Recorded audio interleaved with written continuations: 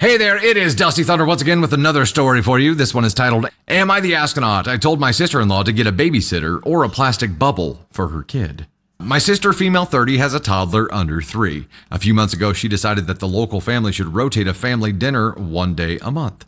Locally, it's her family, my husband, and their younger brother and his new wife. Sister-in-law hosted first at their home. Little brother picked a restaurant.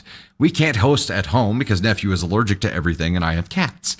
I mean it when I say this kid is allergic to everything. Milk, wheat, eggs, soy, tree nuts, peanuts, and half a dozen others I don't remember. Oh, Hubs and I don't have or want kids. When it was our turn, I suggested 3 restaurants that were middle distance for all 3 families.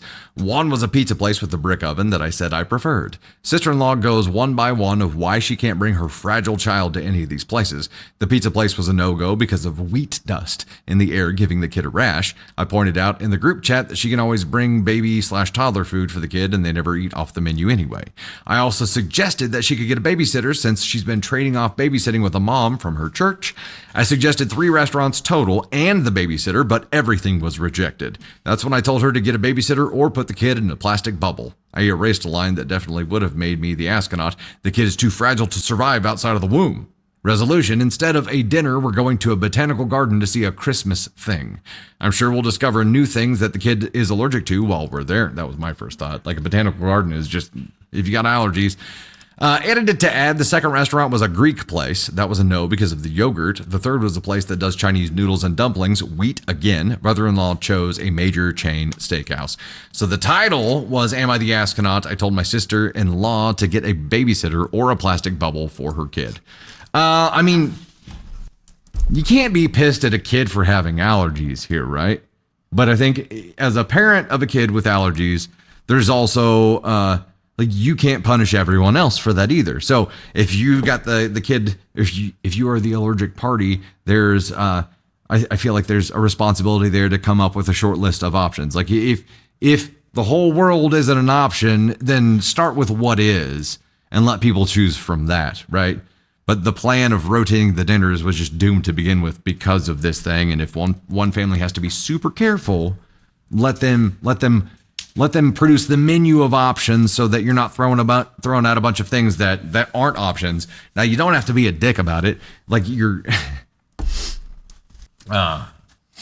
it was a very blunt grandpa statement here. Or get a shitter or a bubble because the kid can't survive in the outside world.